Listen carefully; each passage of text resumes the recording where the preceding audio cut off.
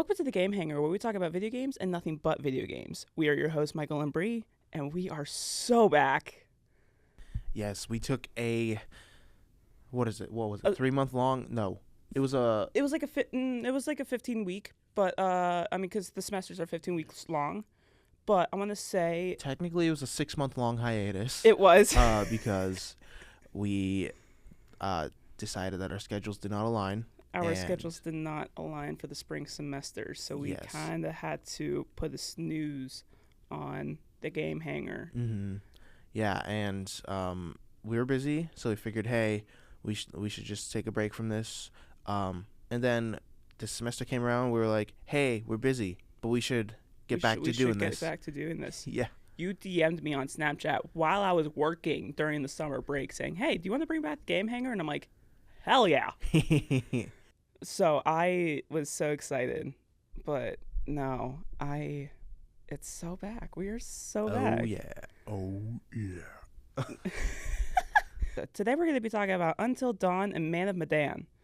Both storytelling games are based off your actions. Think of it as like the butterfly effect, but like your actions will affect the game.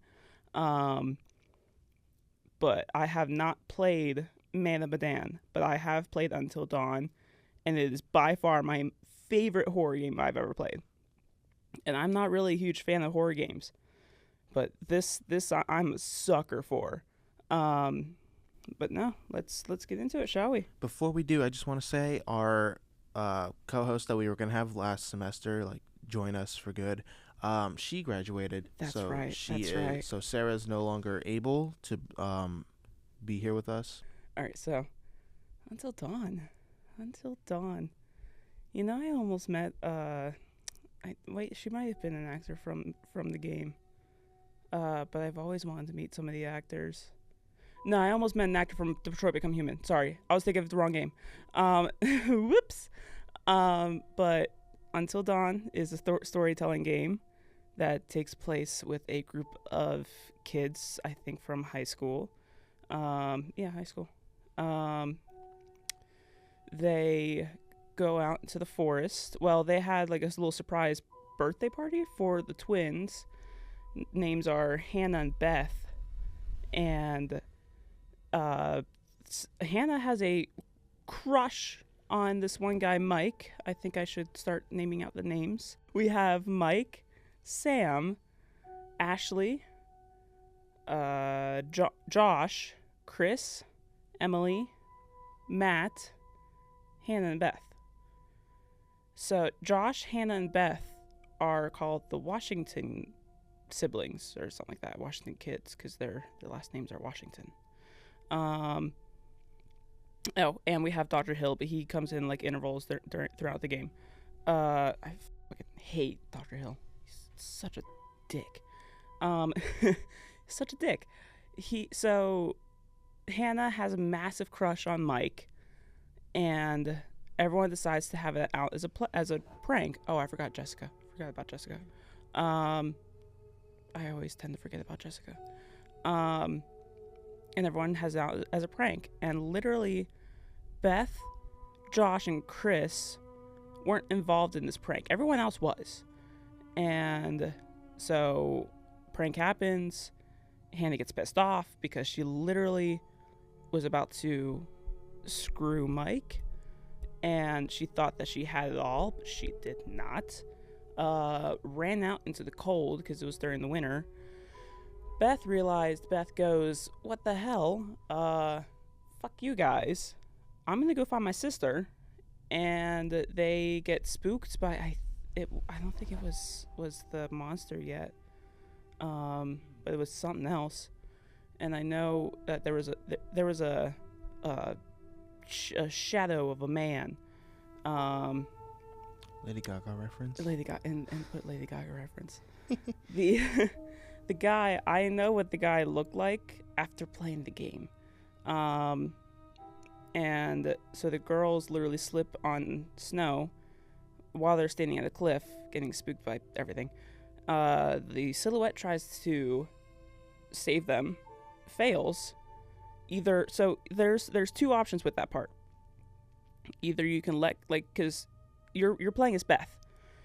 You can either let go of Hannah, or let go of the tree that you're kind of grasping onto. There's like a branch that you're holding onto.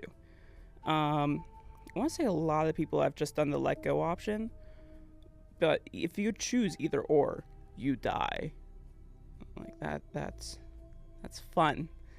And then I'm gonna say about a year later, Josh holds a little reunion for all of his friends, saying like, hey, here's another party, like have at it, like, come on up to the really fucking expensive mansion that they have up there. And then they all show up. Mike and Jessica are a couple. Matt and Emily are a couple. Ashley and Chris really want to be a couple. And Sam is a lone fucking wolf. And I am here for it. Like, that bitch don't need anyone. I love Sam. I love Sam. And then, so everyone goes to the mansion, or the cabin, or whatever it's called. And throughout that year, as Dr. Hill has been like a therapist, I realized who the person was behind the screen who we're playing as when we interact with Dr. Hill. That's Josh. So, and Josh is kind of starting to go a little bit cuckoo. And so there are basically two plot lines to this game. You have the main plot line where there is not Beth, but Hannah gets like reformed as a monster called a Wendigo. Mm-hmm. And there was like two other people whose souls became Wendigos, but that was undetermined.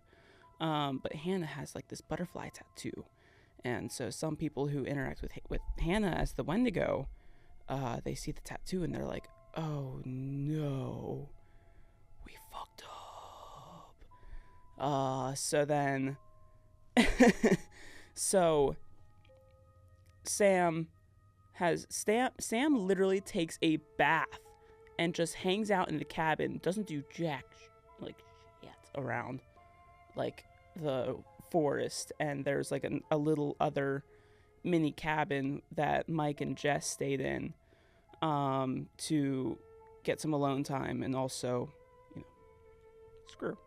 So that's whenever we first see the encounter of the Wendigo. And Jess hears noises outside as they literally have like a non-copyrighted version of Careless Whisper playing. It's not even Careless Whisper. It's just it's careful shout. It's so good. But and so like they hear noises outside. Jess gets pissed off. She goes, who the hell is outside this cabin? Like, screw off. And so she turns around, and there's a couple options you can have. You can either have her fully clothed, or you can literally have her in her undergarments. Mm-hmm. I was thankfully able to get the fully clothed option. And thankfully.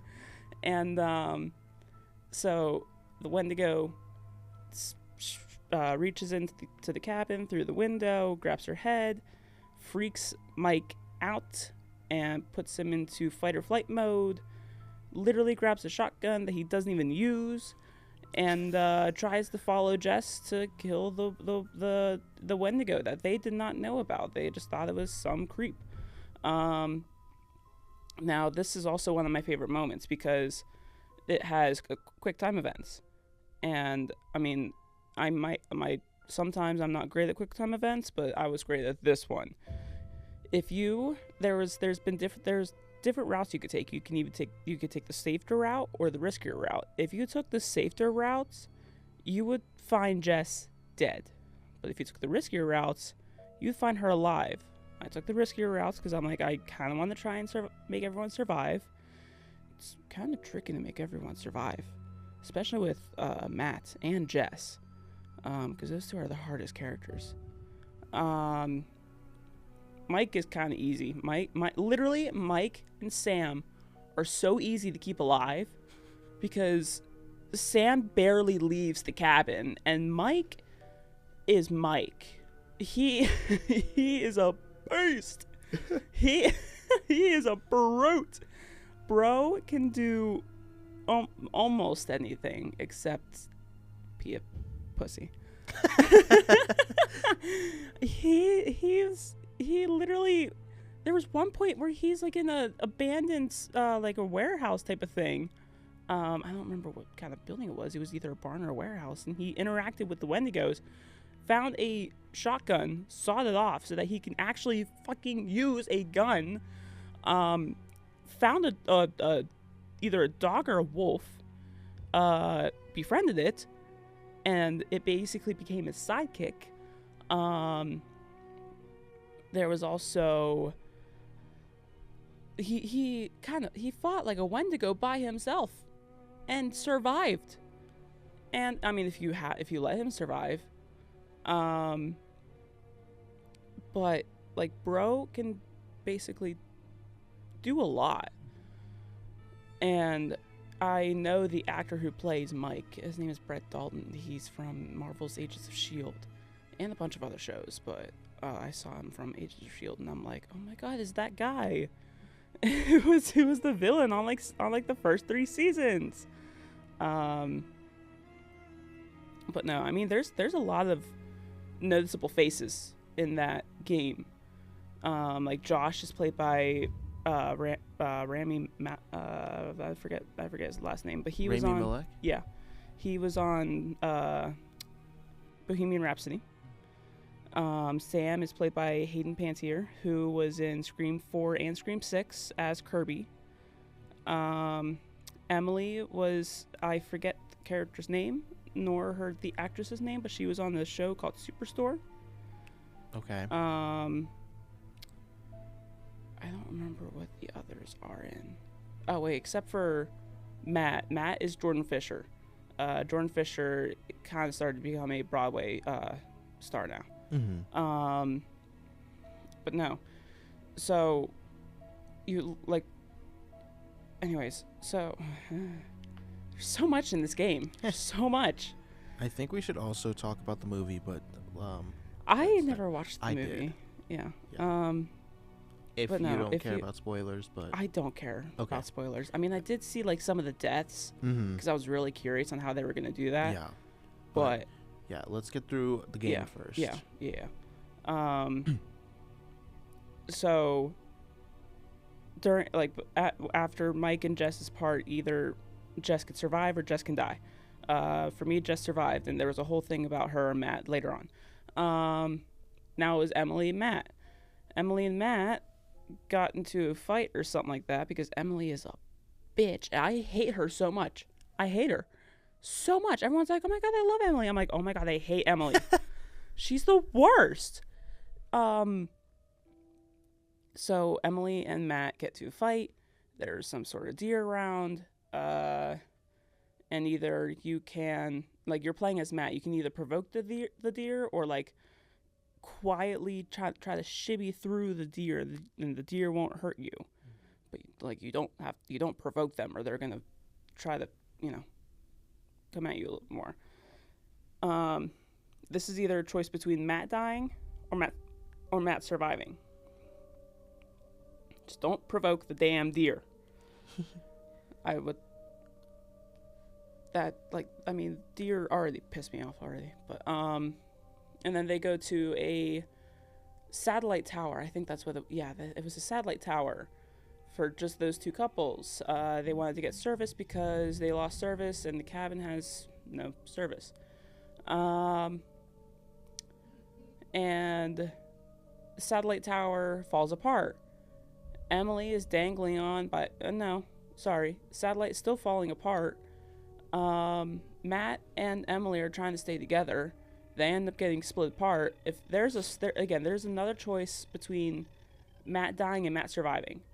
There's one choice. I think if you jumped too late, you would die. I think if you jumped early enough, you would survive.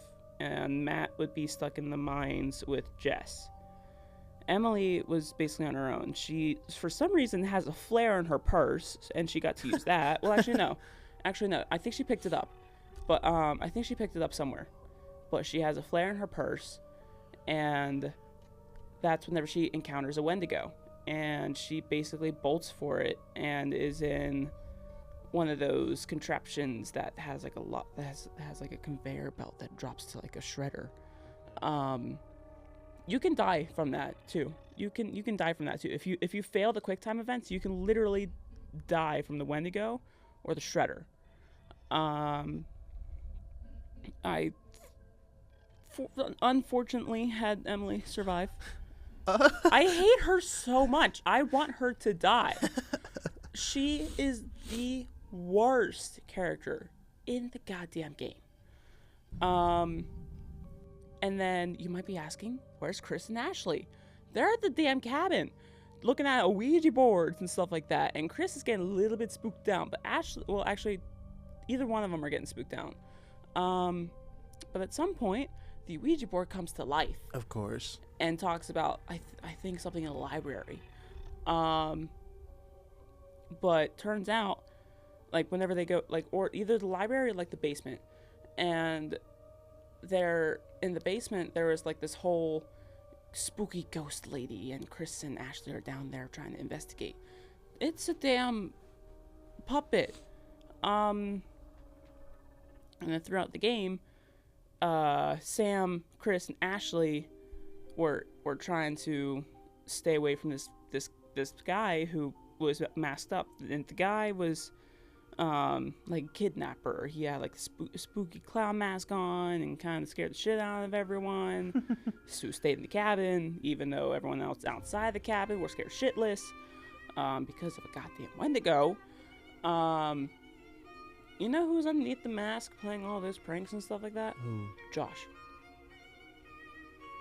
And so there was a moment where there was like it was a rotating table saw, and like it was Josh and Chris getting kidnapped. No, sorry, Josh and Ashley getting kidnapped.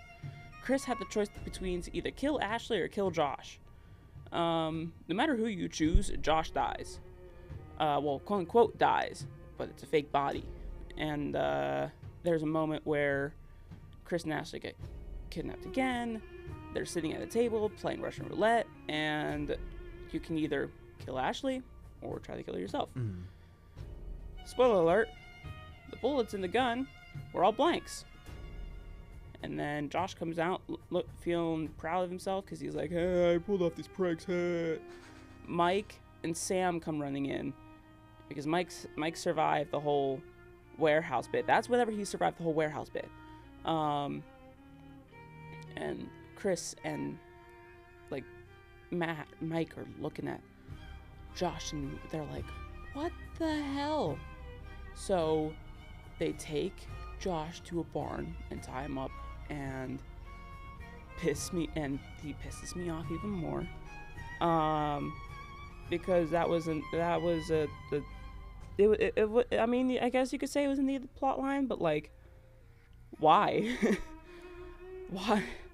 Like, Josh, why?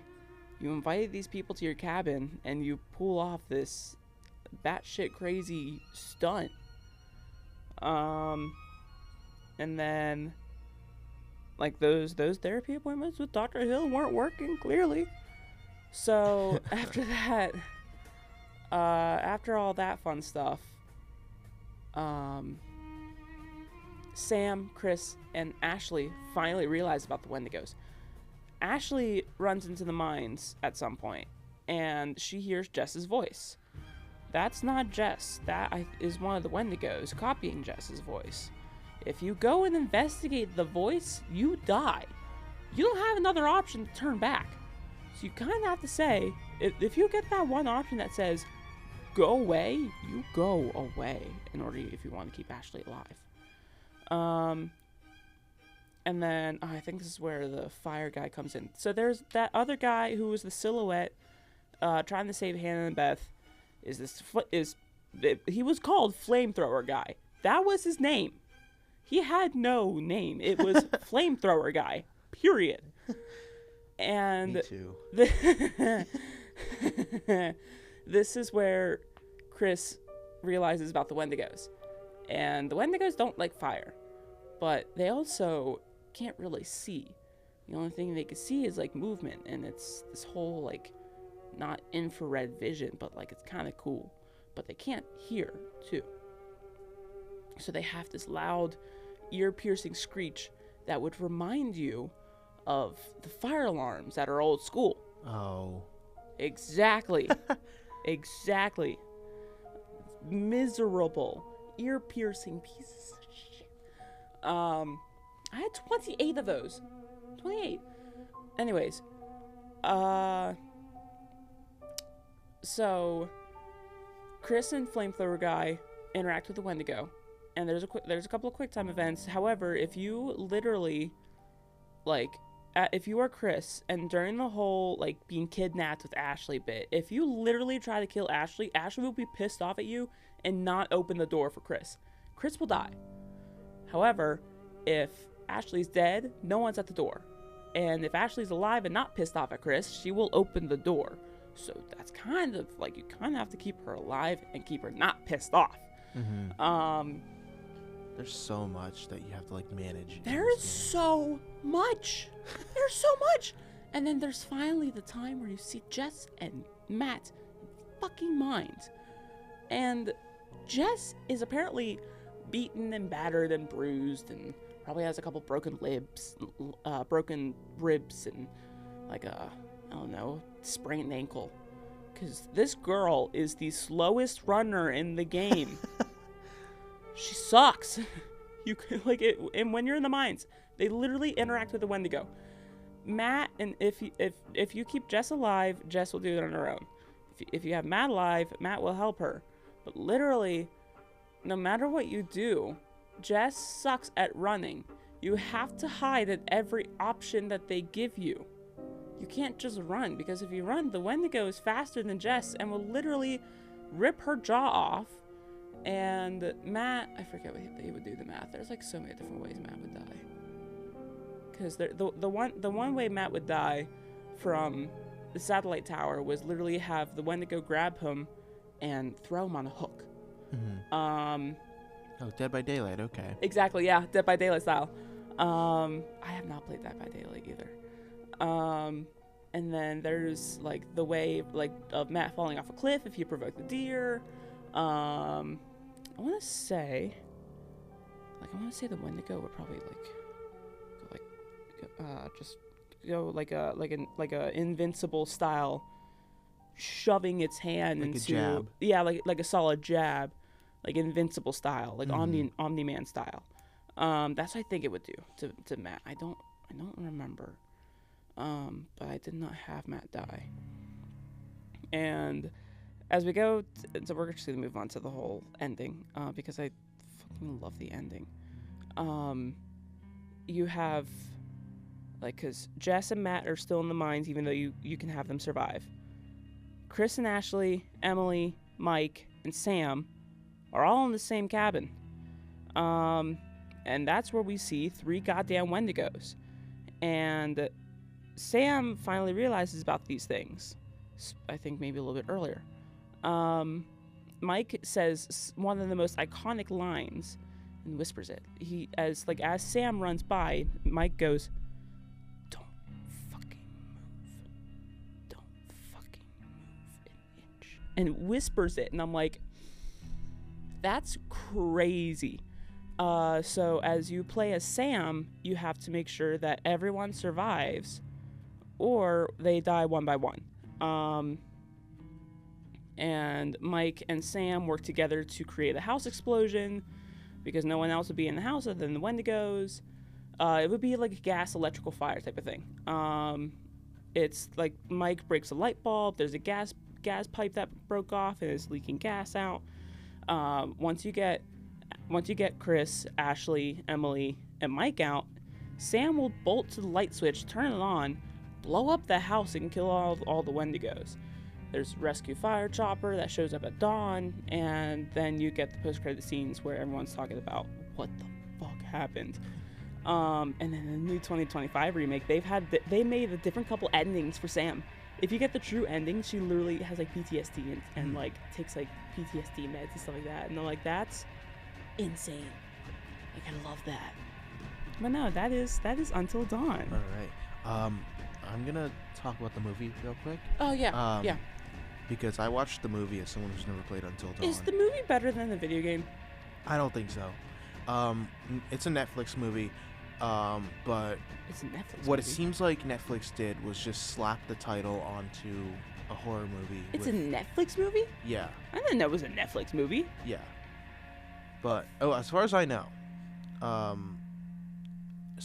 it is a Netflix movie. It's for me, it's locked. I can't watch it. But yeah, it seems like it's just a horror movie with the Until Dawn title slapped on it. However, it starts out with 5 friends on a road trip. These are Megan, Clover, Nina, Max, and Abe.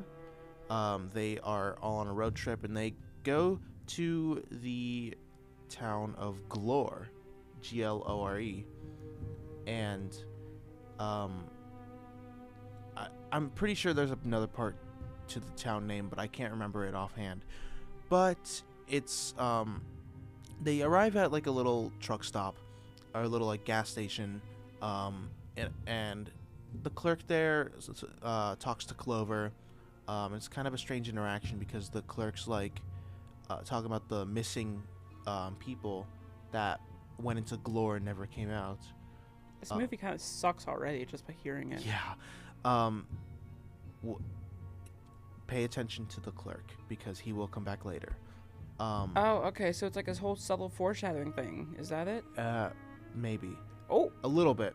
But then you get further in. They go into the town. They go into the actual further into the town, and they reach a cabin. And well, I mean, at least they have the cabin. yes. And But I'm pretty sure they have somewhat it's the same actually roster. okay. It's not a cabin. It's a welcome center. Well. Yeah. Okay. So it's a welcome center. And when they get out of the car, keep in mind it was raining when they were coming in. This whole area around the welcome center is just bone dry, and the rain is still coming down in the forest around the welcome center. What the hell? Yeah. So then, Clover is searching for her sister who went missing, Melanie, and she hears Melanie in the rain. And she goes into the rain.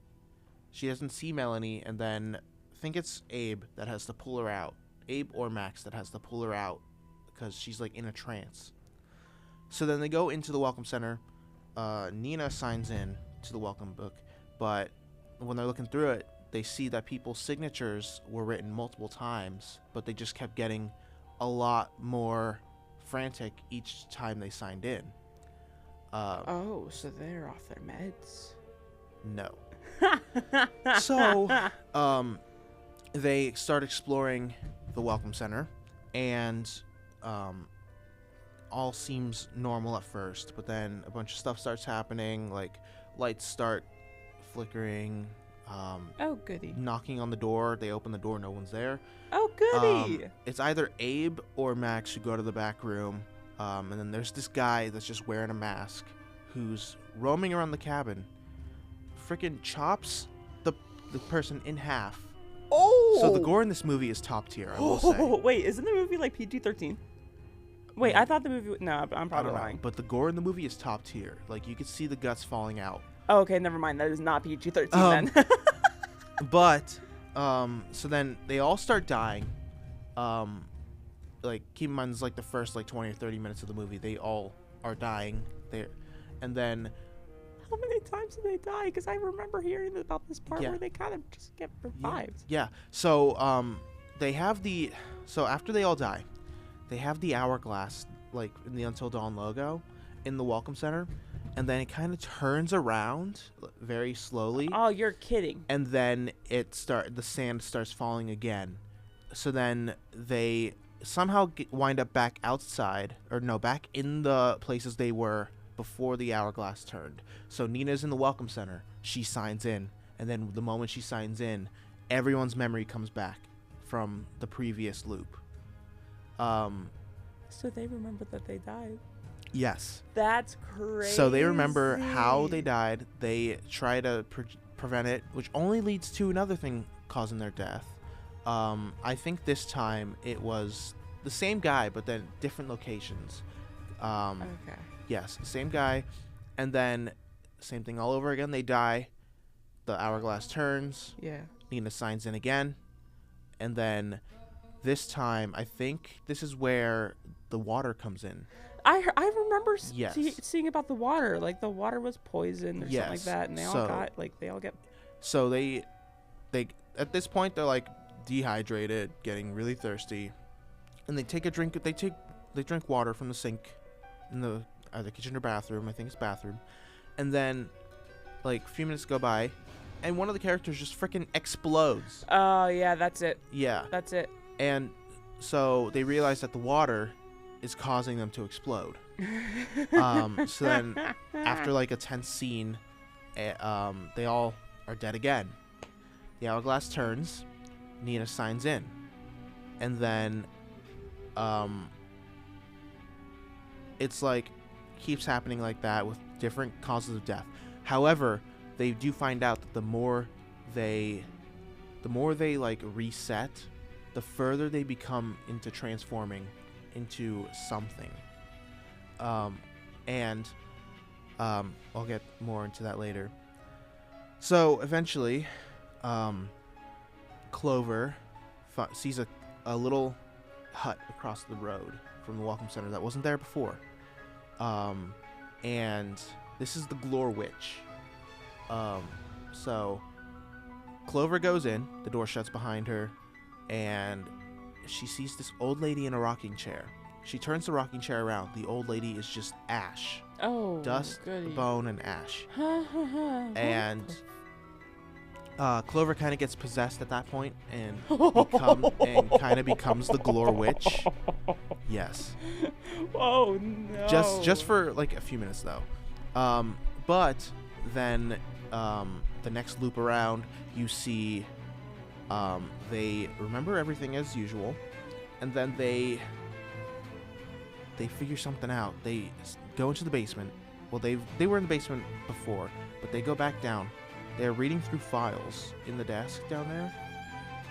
There's an ID down there, a sanatorium ID that says Dr. Hill. Oh. And they're trying to find a way to get in contact with him. And then he comes over on a radio, and he says something along the lines of, meet me in the old sanatorium, Clover only. Which was basically a trap. Oh, goody. Yes. So she tries to go to the old sanatorium.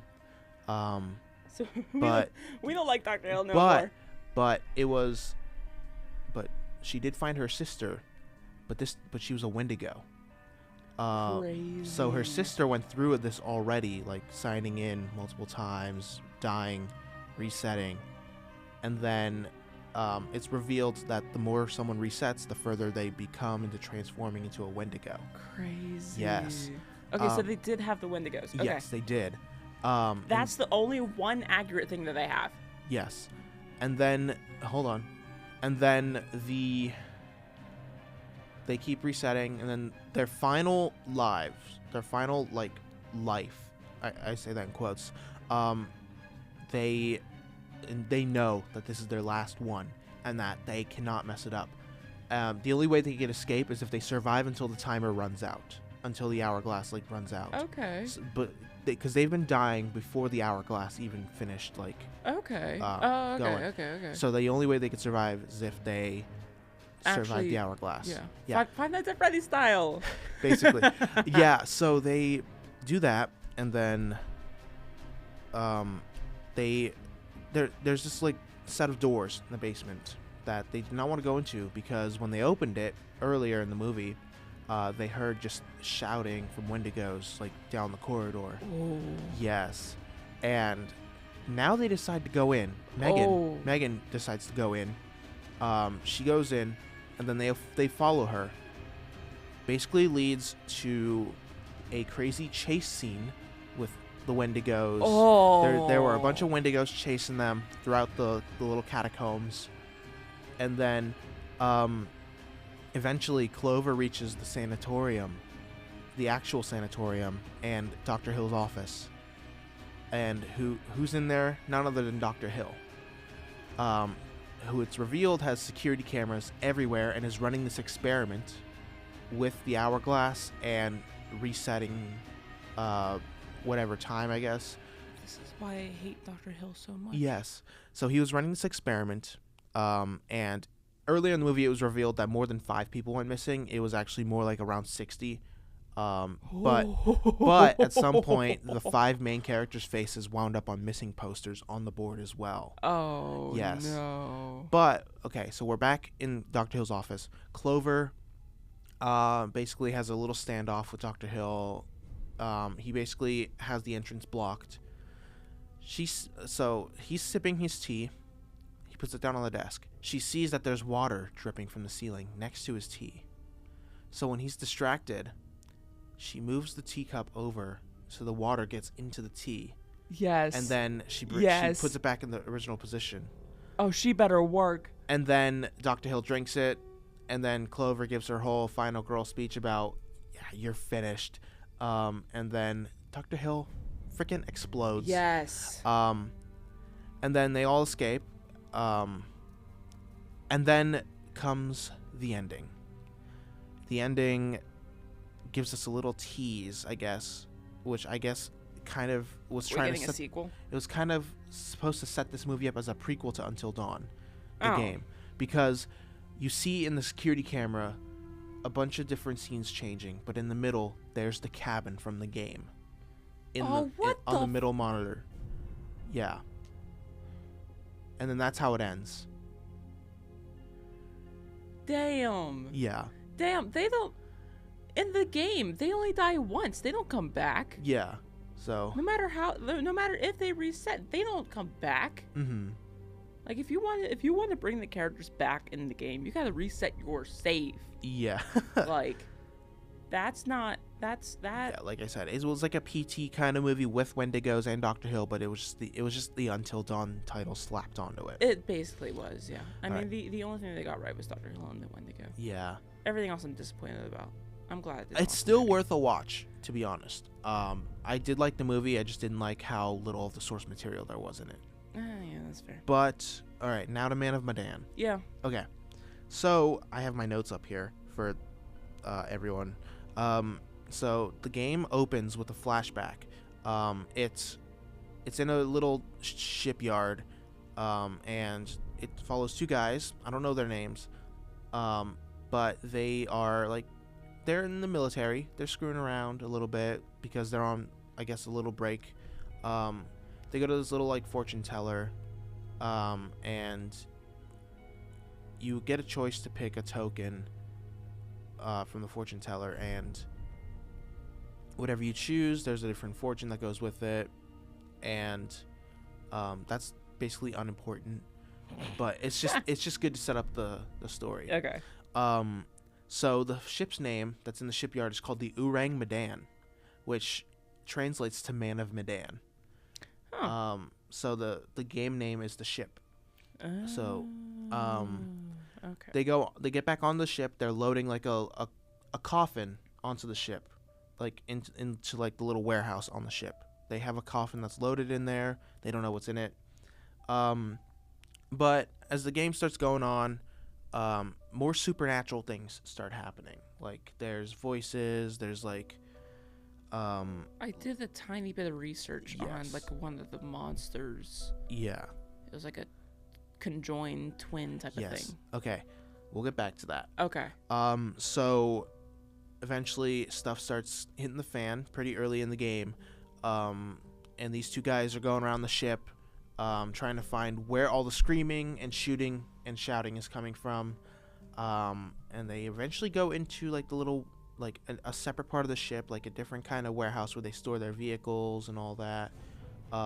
So wait, is this like a cargo ship or like it's a cargo ship. Okay. Yeah. Okay. So they go into a different part of it, and they see that there's someone dead, like on the ground. They were shot. Crazy. So they go through, and long story short, they die also in the beginning. Cool. Yeah. So then, this is the point where I'm going to talk about the two different versions of the game. There's the curator's cut and the theatrical version. Ooh. The theatrical version just goes right into like present day. Oh, hello. But the curator's cut shows a character called the curator, who's this like kind of omniscient character telling all these stories, and his intro is kick-ass because there's an intro with him coming in with music and all that. It's so cool. And basically he talks about the story, and he gives the whole spiel like, your actions have consequences, so choose wisely. Yes. Wait, so if I'm not mistaken, I think I did see this before. Both these video games were made by the same company, right? Yes. Okay, that's what I thought. Okay. Yeah. I should mention that this is the first game in the Dark Pictures anthology, so there's 4 games in the anthology. Oh, wow. Yeah, so it's Man of Medan, Little Hope, Devil Within, and House of Ash. Wow. Yeah. Okay. Yeah. So, the curator does his little thing, and then he has the intro. So then it cuts to a yacht. This is present day now. So cuts to a yacht on a pier, and it's Conrad. No, not Conrad. Brad. Brad is loading up the boat. You have Conrad and Brad. Okay, so the characters we have Brad, Alex, Julia, Conrad, and Fliss. Fliss. Yes. So I also did see this. Who is playing by Sean Ashmore? I don't know. Hang on, I'll show you a face. Okay. But yeah, Brad, Alex, Julia, Conrad, and Fliss. This guy. That's Conrad. Oh, that's Conrad. So my boy is Conrad. I'm gonna try to get through this kind of quickly. Yeah, no. So, Brad and his fiance Julia, girlfriend Julia, are going on a vacation, and Brad is bringing his brother Alex along, and Alex is very antisocial, nerdy, stereotypical. And then Julia's brother Conrad is also joining. So it kind of so Brad and Conrad both kind of have like a little tension because Brad's dating Julia, and Conrad is Julia's brother. So Conrad's a bit protective. Oh, goody. Yeah. But that's not really important. That's so funny. And then the yacht's captain Fliss, well, the yacht's owner basically, Fliss. Okay. She's the one piloting it. Oh. Yeah, driving it. She. Yes. So they go out into the middle of the sea, because they were going on like a little diving expedition. Oh, yes. That's so gonna end well? Question mark. So, actually, okay. Brad is the nerdy one. Alex is the one dating Julia. I forgot. But Alex and Julia go diving. They find this plane, this crashed freighter plane, cargo plane in the ocean, and they go into it. And they start exploring it, and they go into like the little cockpit area where you can see the skeletons of the captain or the pilots. Oh, that's spooky. You can see the skeletons of the pilots, and you can see bullet holes in the plane. So it got shot down somehow. And then some spooky stuff happens in there. Ooh, spooky. If there's like a little choice you can make here where, if you don't do like a little quick time event, your leg can get cut. Oh, that's cool. Yeah, but I thankfully didn't get cut. Good. You could also have Julia, because something happens with like the respirators, Okay. And you can have Julia like immediately go up and risk like getting sick from like the sudden pressure, or you can like stay down there for a bit and like ease your way up or whatever. But eventually Alex proposes to Julia underwater, in the diving equipment. Seriously? Yeah. And then as he proposes, I should mention you switch between every character in this game. So you could play That as... yeah, you, that's you, the same yeah. as Until Dawn. Yeah, but you that's, play as Brad, Alex, Julia, Conrad, and Fliss. Yeah. Um, Like, do you switch by choice, or are you like forced to switch by like one person at a time? Forced to switch. Okay. But Alex and Julia are now proposed. They're fiancés now. And above them, they see this boat approaching the yacht. Okay. So then they resurface, and there's some random guys next to the ship on the boat. And they are talking. They don't say much, but their presence is very intimidating. So they kind of don't think anything of it. But at that night, some thieves board the ship, and these thieves are the same people that were on that boat that came. Oh. In my playthrough, Conrad escaped on the thieves' boat. And the thieves bring the yacht to the Orang Medan. Oh. Because the Orang Medan is now a ghost ship sailing on the ocean. So there's no captain. It's just in the ocean. So Conrad escapes on the boat. Thieves bring the yacht to the Orang Medan. And there's one of these thieves, the main one. His name is Olsen. And he is also very intimidating. I think he's portrayed as... Oh, this is gonna be so bad. I think he's portrayed as Jamaican, but he basically steals the distributor cap from the yacht, so they can't have the yacht go anywhere. So the yacht's dead in the water.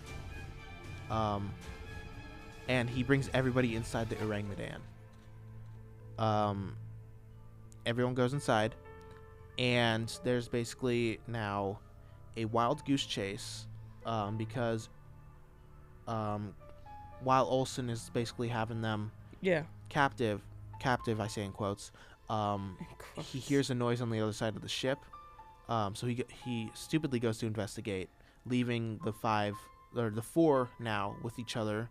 So they find a way to escape, rightfully so, and then they basically go around the ship, encountering all these different... Well, it dives further into madness the further they get in the ship. So they start seeing different visions of creatures and monsters and all that on the ship, different ghosts. It's really creepy. I love it. That is actually kind of cool. Yeah. And then eventually Brad has like a little PT like scene where you're walking through a hallway, and then you go in a door, it resets. Same hallway, you go through a door, it resets, but there's something a little different each time. Until you go in, you see Fliss's, quote, dead body. Oh. But we investigate it, and we find out... Oh, it's not Fliss, it's a soldier. It's another soldier on the ship. The one in the beginning. Oh, okay. Yes. But he investigates it, I think picks up a little bullet casing.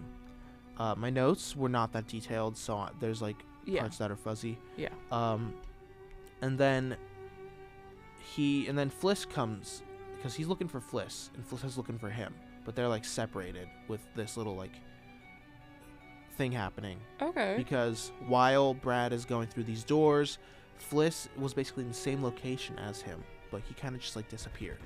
Oh. Yeah. Poof, like magic. Kind of. We'll get into that. Okay. So after they reach the like main warehouse where that coffin is, keep in mind Olsen and these thieves were trying to find the I forget what it was called, but it's some sort of gold. They were trying to find this gold. Okay. On the ship. And they basically have they go into the little coffin room.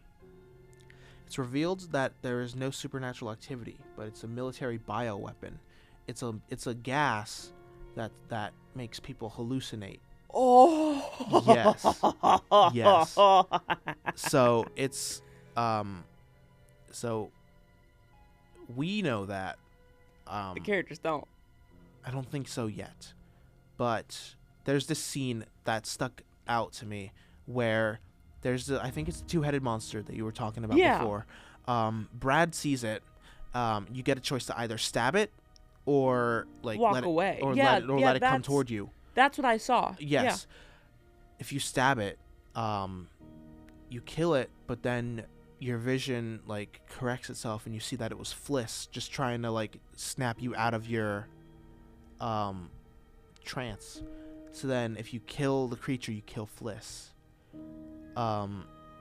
That goes hard. Yes. Oh, I love that. Yeah.